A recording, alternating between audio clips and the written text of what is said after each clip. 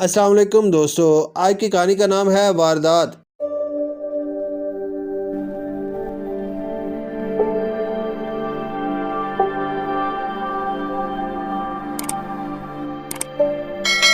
سیٹھ عرفان جلالی کپڑوں کے ایک بڑے تاجر تھے۔ ان کے دو بیٹے تھے، بلال اور عمار۔ ان کی بیوی بہت پہلے انتقال کر چکی تھی۔ ایک دن تین نقاب پوش عمار کو اغوا کر کے گاڑی میں ڈال کر ویران کوٹھی کی طرف لے گئے۔ چند منٹ بعد ہی عمار کو ایک بڑے کمرے میں بند کر دیا گیا۔ سیٹھ عرفان جلالی کو اپنے بیٹے کی گمشدگی کی خبر ملی تو ان کے ہوش ہی اڑ گئے۔ آخر ان کے دو ہی تو بیٹے تھے۔ صبح ہی اغوا کاروں نے فون کیا۔ ان کا مطالبہ تھا کہ 30 لاکھ روپے کالی پہاڑی پر پہنچا دیے جائیں تو ان کو بیٹا واپس مل سکتا ہے، ورنہ اس کی لاش ہی ملے گی۔ سیٹھ عرفان نے کچھ سوچ کر انسپکٹر فرقان مرزا سے رابطہ کیا۔ کچھ ہی دیر بعد فرقان مرزا پہنچ گئے۔ سیٹھ عرفان نے تمام حالات شروع سے لے کر آخر تک سنا دیے اور بتایا کہ وہ اپنے دوست عطر سے ملنے گیا تھا۔ عطر کا پتہ معلوم کر کے انسپکٹر فرقان ٹیم ساتھ لے کر عطر کے گھر کی طرف روانہ ہو گئے۔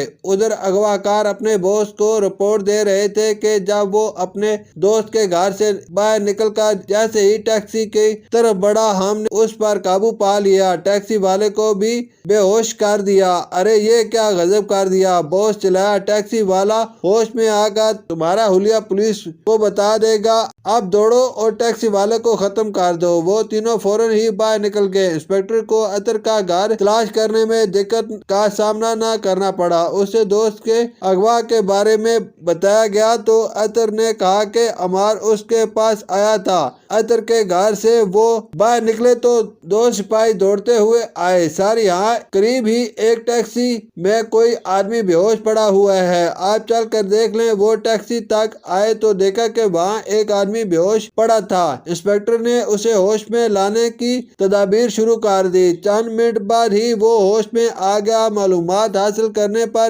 نقاب پوشوں کا حلیہ پتہ چل گیا۔ وہ ٹیکسی ڈرائیور کو اپنی حفاظت میں لے کر تھانے آ گئے۔ تھانے میں سب مجرموں کی تصویریں اسے دکھائی گئیں تو اس میں سے ایک کو اس نے پہچان لیا۔ اس طرح مجرموں کے نام بھی پتہ چل گئے۔ تمام کے تمام سزا یافتہ تھے۔ سب انسپکٹر نے کہا آج کل ان کا ٹھکانہ شہر کے جنوب کی طرف ہے۔ ادھر ایک پتلی سی سڑک ہے، آگے کالی پہاڑی ہے جس کے قریب ایک کھنڈر نما مکان ہے۔ انسپکٹر فرقان اپنی ٹیم کے ساتھ اس پرانی کوٹھی تک پہنچ گئے اور مجرموں کو گرفتار کر کے تہہ خانے سے عمار کو بھی برآمد کر لیا۔ شکریہ۔